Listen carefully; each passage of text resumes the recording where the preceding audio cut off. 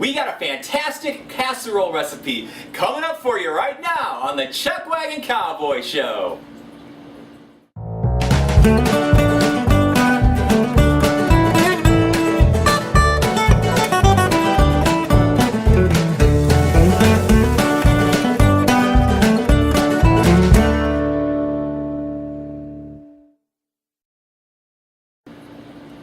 Well, howdy y'all, and welcome to another episode of the Chuckwagon Cowboy Show, hosted by yours truly, Chef Ron Locke.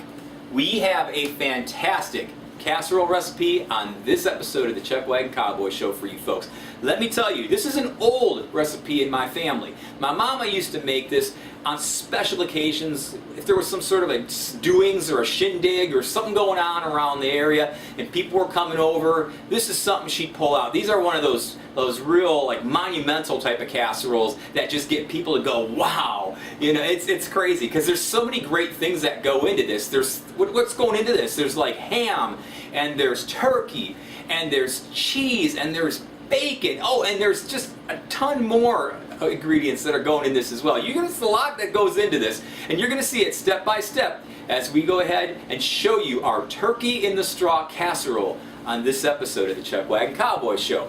Alright, so let's get started. We got a lot of work to do. I'm going to show you the ingredients because there's so many ingredients. We're doing this in 2 stages. So stage 1 of our ingredient roundup includes 8 large eggs, and we're going to go ahead and beat those up with some of these other fine ingredients in just a little bit here. We've got 1 cup of milk, 1 cup of heavy cream, we got 1/2 teaspoon of brown mustard, that's spicy brown mustard. We've got here 5 tablespoons of butter and a combination of 1/2 teaspoon of salt, 1/4 teaspoon of cayenne pepper, and lastly 1/8 teaspoon of ground nutmeg. Now all into one little bowl there. That's going to be included into this bigger bowl of the eggs in just a little bit. Now let's show you ingredient roundup, second segment. Well, here we have 1 pound of bacon that's been cooked and drained, and also 1 pound of turkey. And we're going to be using a lot of turkey. That's why it's called turkey in a straw, all right?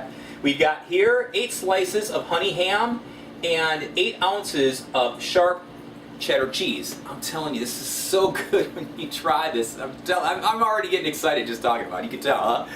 All right, next up we've got 16 slices of tomato. Now that generally will be about 2.5 tomatoes, so get yourself 3 nice sized tomatoes. That should generate 16 slices. You'll see why we need all this as we go through this. And lastly, 1 recipe of our bechamel sauce. And if you don't know how to make bechamel sauce, we're going to show you right now, step by step, how to do that.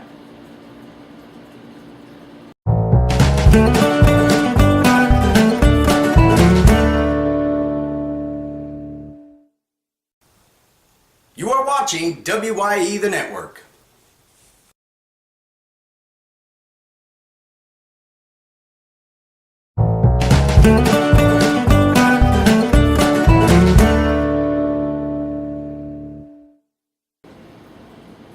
Now this is how you're going to make bechamel sauce, alright? I'm going to show you. It's real simple, and the first thing you want to go ahead and do is get yourself a medium saucepan like we have right here. Our stove cam is focused right on top of it so you can see all that we're doing with it. And to start with our bechamel sauce, we're going to go ahead and add in 2 tablespoons of butter. And what I've done is just sort of separate them in half to make this a little easier here.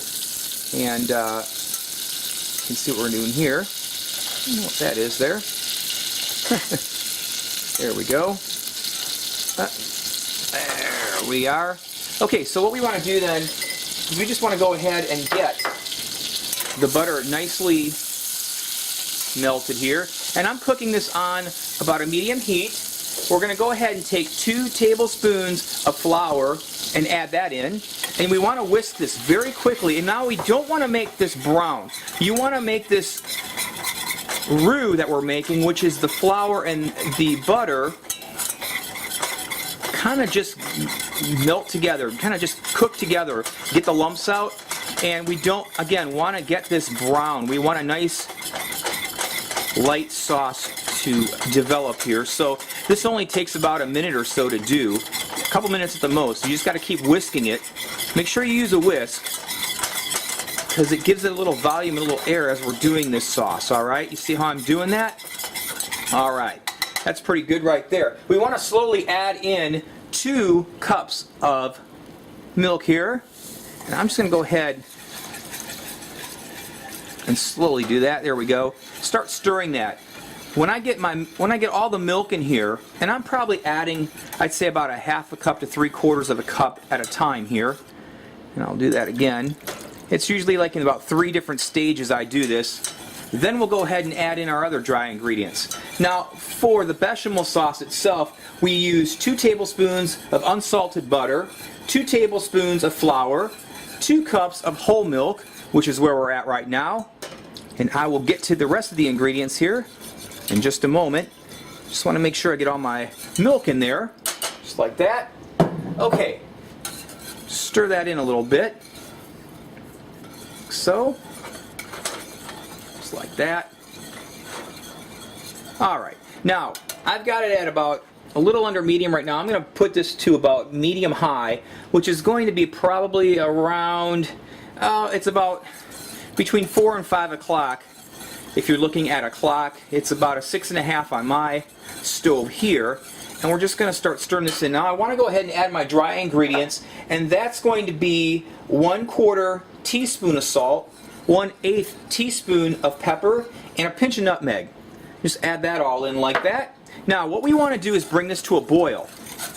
Alright, so that'll take a couple minutes. So let's go ahead and get this to a boil, and I'll show you then what we do after that. Okay, now you can see after about 5 minutes that this has come to a boil, and that's what we want. Now, at this point, what you want to do is turn this down to medium-low, which is about 9 o'clock on a clock, or about a number 2 on my stovetop here. And what we want to do now is keep whisking this for about the next, I'd say, 6 to 8 minutes until this gets to a very thick consistency. Alright? And that will happen. Once that happens, then we're good to go ahead and put this aside. So let's go ahead and keep stirring this, and we'll take a look here and see how thick this gets in just a few minutes. Okay, now this took about 6-7 minutes to get to this creamy, saucy consistency that we have right here on our bechamel sauce here. And that's what we want. This is done. This is ready to go. So all we need to do is just go ahead and set this aside, let it cool off, probably for about a good 20 minutes or so, and then transfer this to a bowl. And we're ready to go ahead and include this as one of our ingredients for our wonderful casserole we're going to be making for you. And that's how you make bechamel sauce, alright? So just make sure that's nice and cooled down, and you're good to go. Alright, so there are all the ingredients. That's a ton of ingredients. And we got a ton of a casserole we're going to be showing you how we're going to get put together here, and all that good stuff in just a moment. So stick around, alright?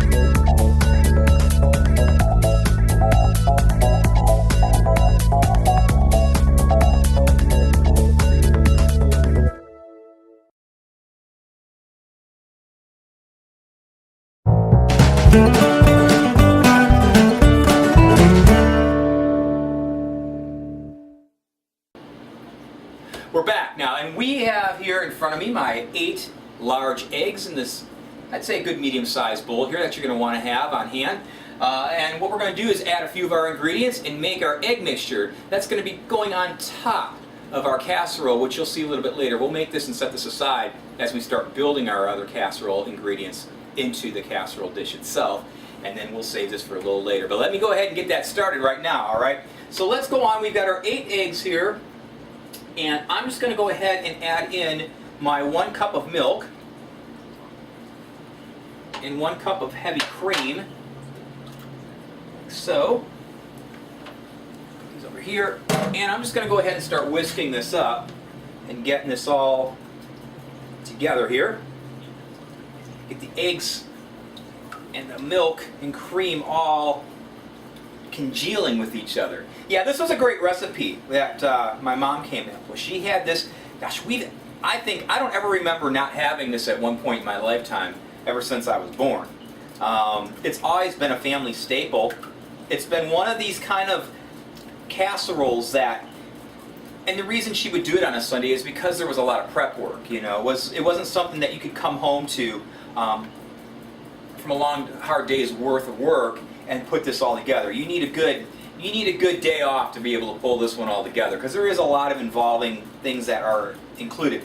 One of the things you need to do beforehand is you need to get your bacon, and you need to cook and drain that first, okay? That's something you need to do. Secondly, what you need to do also is you need to take all the crust off of 40 pieces of bread. You're going to need 40 pieces of bread. And that's an ingredient that I haven't brought out until the next segment. I'll bring that out and talk about it. But basically, you're going to need 2 1-pound loaves of sandwich-style bread, and then cut off all the crust on it. You want to make square bread pieces out of those, and we'll show you that in the next segment too.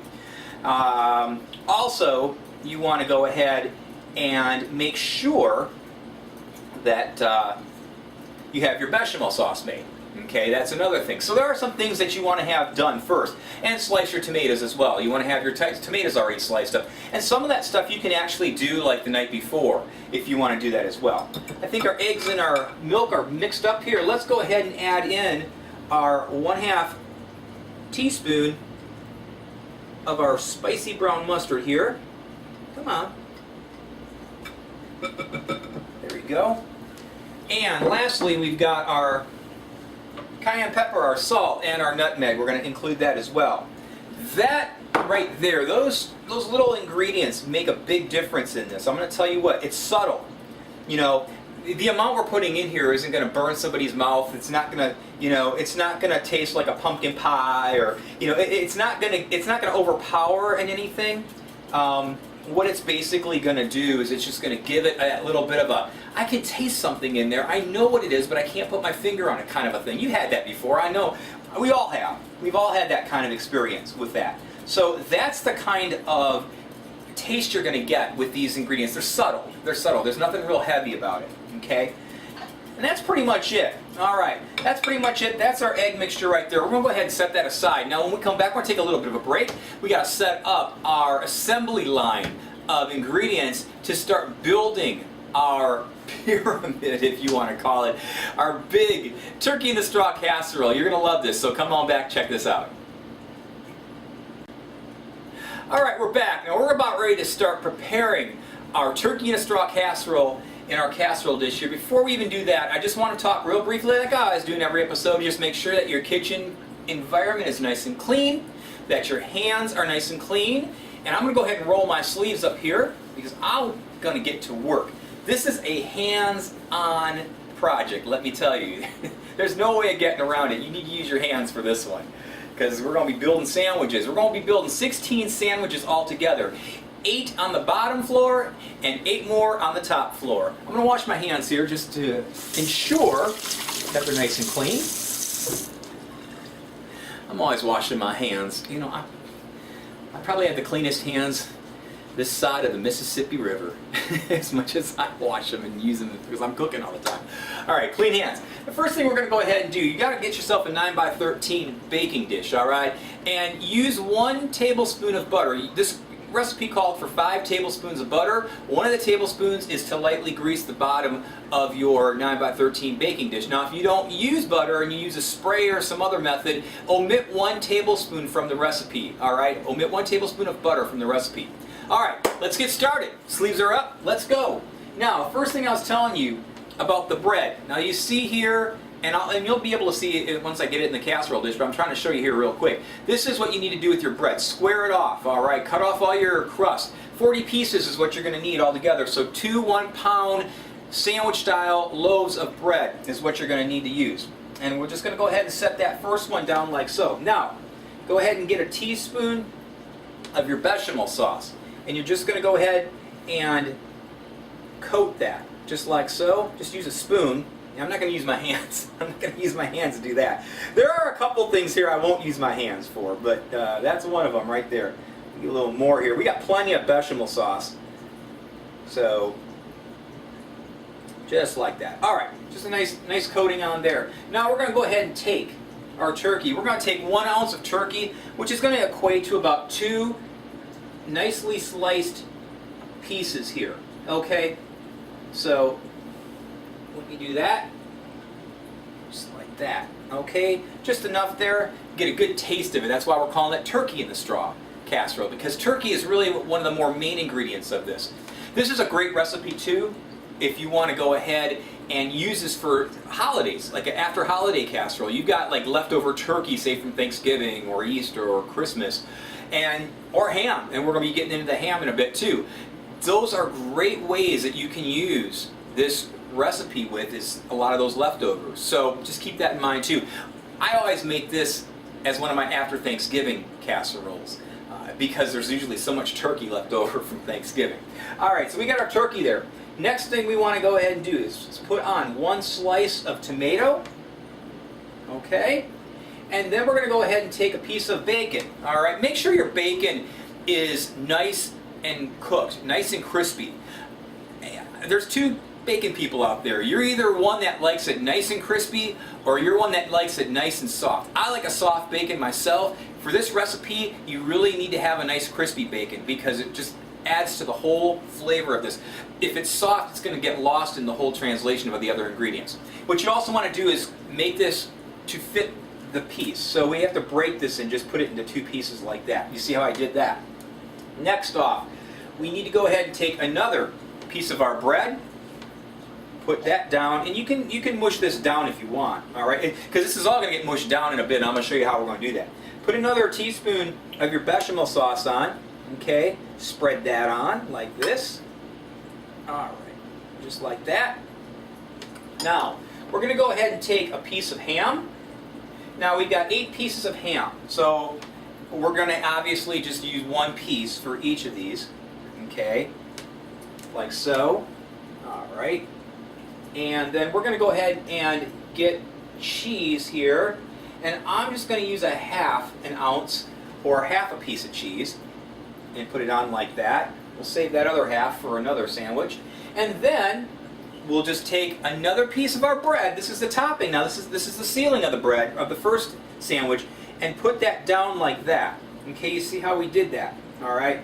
And then we're going to go ahead and just put some more bechamel sauce on top of this because we're going to put another layering on top of this. Can you believe that? Alright? Now you're probably going to look at this and say, okay, that seems like an awful lot because it's going to be stacked up a little bit more, right? Well, let me tell you, this is all going to get weighed down later on. I'll show you what we're going to do in a second. So let me go ahead, we're going to take a break here. Let me finish assembling all of the sandwiches here in this baking dish, and then I'm going to tell you how we're going to use our egg mixture and what we're going to do with that after that. Alright, so come on back.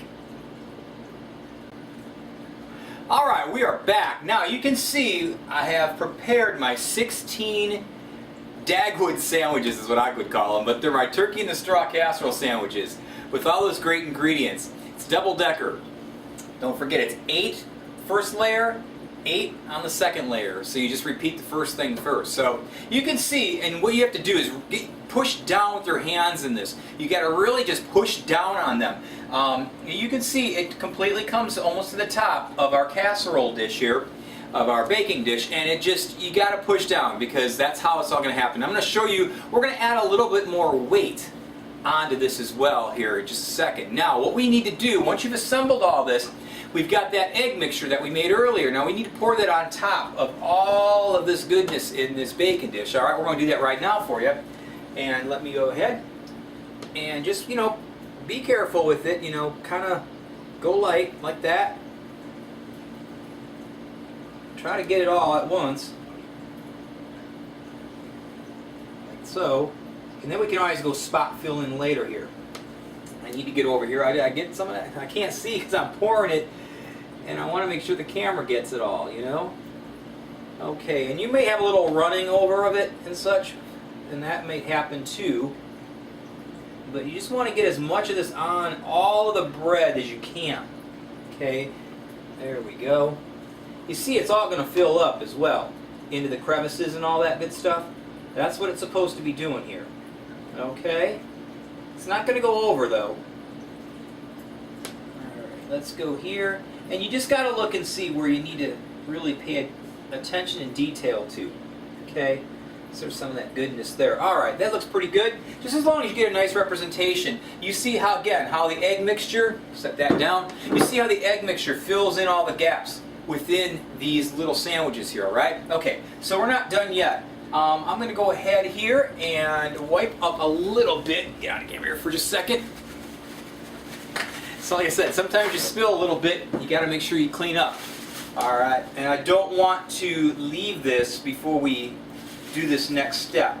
I want to at least make sure we get this cleaned up here. So, who has a clean kitchen all the time, right?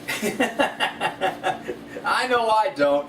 It might look like it on the show a lot of times that I've got this impeccably clean kitchen. But you know it as well as anybody else. When you're cooking, stuff's going to happen. You're going to have a mess a lot of times. So, you know, it just happens.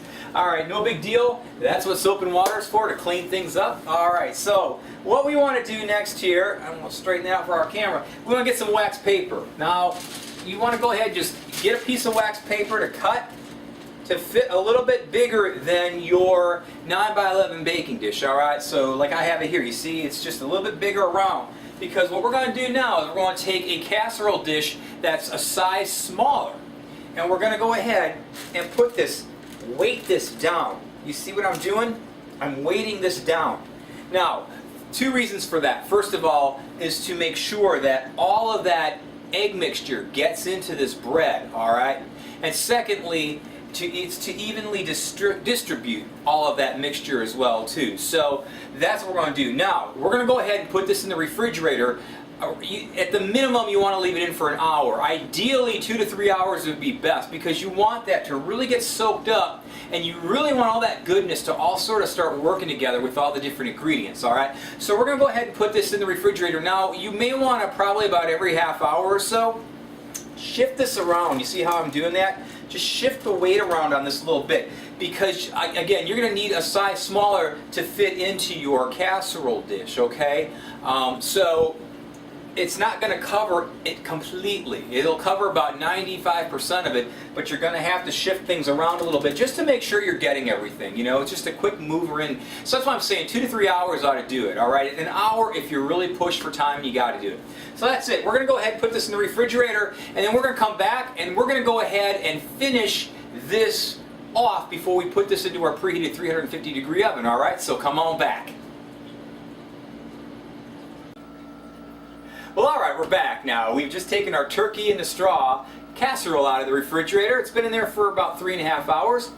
And we're all set to go ahead and do the final topping on this before we put it into our preheated 350-degree oven. So at this point, you want to go ahead and preheat your oven to 350, alright? And what we're going to do now is we're going to take little pads of butter, alright? And we've got 4 tablespoons of butter remaining. Now what I do is I cut them tablespoon pieces of butter in half, and what we're going to do is we're going to take those 8 half tablespoons of butter and place each one in the center of our little sandwiches here. So that's what we're going to do here, and I just go ahead and use a fork, just kind of guide it with my fingers here, yes, my hands are clean, in case any of you were wondering. I just washed them right before we went on camera. So it works a little easier. I could go in and snatch these up with my fingers too, but using the fork just kind of helps a little bit easier in that process. So I'm not squishing it. See, I just broke one here actually. Just see, Murphy's Law, you talk about something and look what happens. You know, that's alright though. It'll all melt in the end anyway. Here we go. And you want to make sure, you know, don't do these at room temperature because that'll get really messy. You know, make sure they're cold when you put them in there. That's all we're really going to do with that. Now, we're going to go ahead, put those in our preheated 350-degree oven for 40 minutes or until this develops a nice golden and bubbly brown. All right, and then we're going to show you the final process, the final step, and the final presentation of this wonderful turkey in the straw casserole. And then the last thing we do, as we always do on the Chuckwagon Cowboy Show, is we get to take a little taste test of this goodness. So alright, so let's go ahead and take a break and put this in the oven. We'll see you back when this is completed.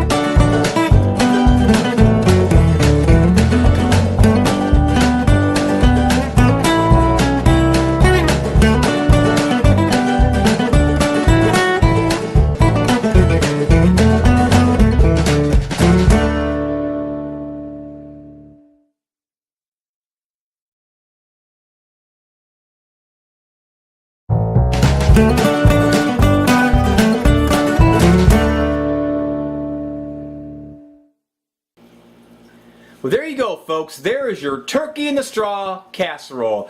Nice and bubbly brown. Look at this bubbling and nice and golden brown. It is just cooked perfection. This is the way it's supposed to look when it's done.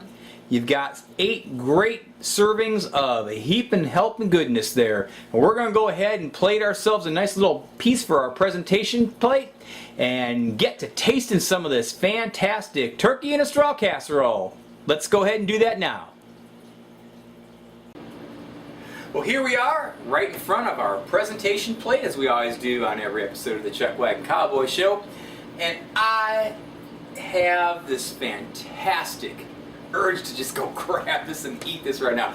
This is one of my favorite all-time casseroles of all time. I mean, I think I've started eating this, I think when I was probably 3 years old. I don't ever remember a year that's gone by that I haven't had this at least once or twice. In all my years with my folks and my family and me going through school and moving on with my own self, I've always made a point to make this one of those feel-good casseroles. Alright, so I'm just looking at this. This looks so good. And I think it's about time now that we go ahead and take a bite into this and see exactly how our turkey in the straw casserole tastes, alright? Because I don't think I can contain myself anymore, I'm telling you. So I've got my knife and my fork. Let's go ahead and take a stab into this and see how it turned out. And I want to make sure I get all of this goodness in this. Every bit of it. And there's a lot of goodness in this too. So you have to play around a little bit to get it all. Alright, just like that. You get that tomato in there too. They just don't want to work. Alright, so I'm going to have to do this a little oddly so it don't fall all over the place. Let me go ahead and take a bite. I missed a piece.